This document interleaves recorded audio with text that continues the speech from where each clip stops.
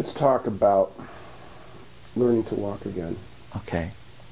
Some of that process was during periods of time you probably don't remember. But let's talk about what you do remember about learning to walk again. Well, when I was let out of the hospital, or some may say forced out of the hospital, I was in a wheelchair, and so they didn't finish teaching me to walk when I left, and then they were going to have me meet with somebody at home in my house, which they had taken me to, dragged me up the stairs of my house, and said, you know, you're going to have to go up the stairs to use your bathroom. But anyway, we managed to, I don't know what even happened after that, but anyway, then we managed to go to Meritor Hospital, which is very, very nice people, and very, I should say they were very nice people at the UW hospital, and I really think highly of most of them there. There's just always these few that tend to make problems. So it's not the whole hospital at all, just a few.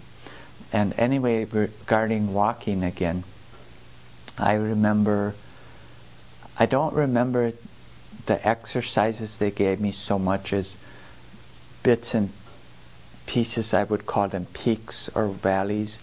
I remember I couldn't be out of bed hardly at all for many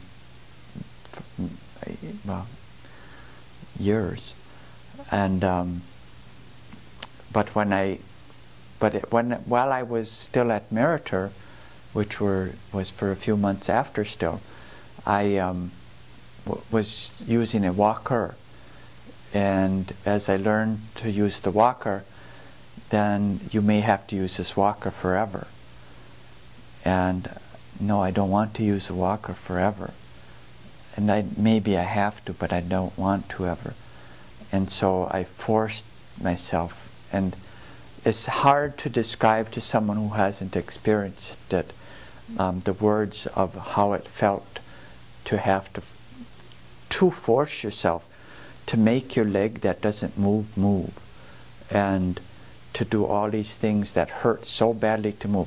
The thing I didn't finish too was, maybe I did tell you, my clavicle was broke, such, and everything that was not moving. Yeah, I did tell you. Sorry.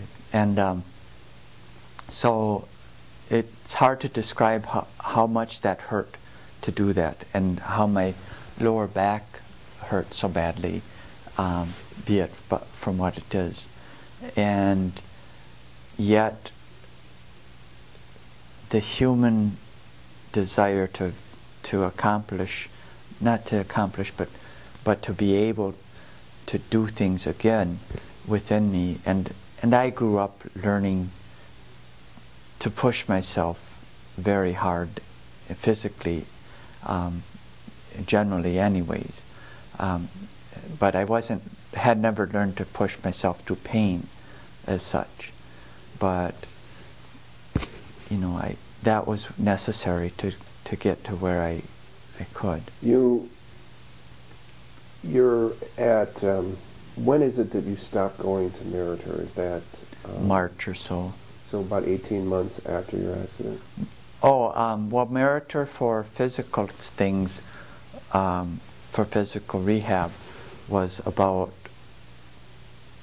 6 months after my accident. Now, when you were done with the physical rehab, were you still using the walker? No, I don't believe I was. No, I don't think. So by the end of 6 months, you could walk again without assistance? Little bits. I couldn't walk and I still can't walk very far, but I can walk, you know, and yeah, I could walk without assistance, I should say. Your right arm was affected as well, in your right hand? Yes, right. Talk to us about getting back the use of your right arm or your right hand. Yeah, that was what I was going to tell you about at the hospital that I forgot. But see, of course, I couldn't move it. And what they did to enable me to move it again and I think they might have did this with both arms, but they would take and lift it a little more each day, and it would really, really intense pain. And in fact, excuse me, they told me, and it was very intense pain. They said that what happened was that ligaments grew in there when you couldn't move. They grew, and my guess, but I don't know because I'm not a physician, is that perhaps scar tissue maybe grew in there, but whatever it was, it grew in the whole joint, and so it would tear as they lift a little more, little more, little more.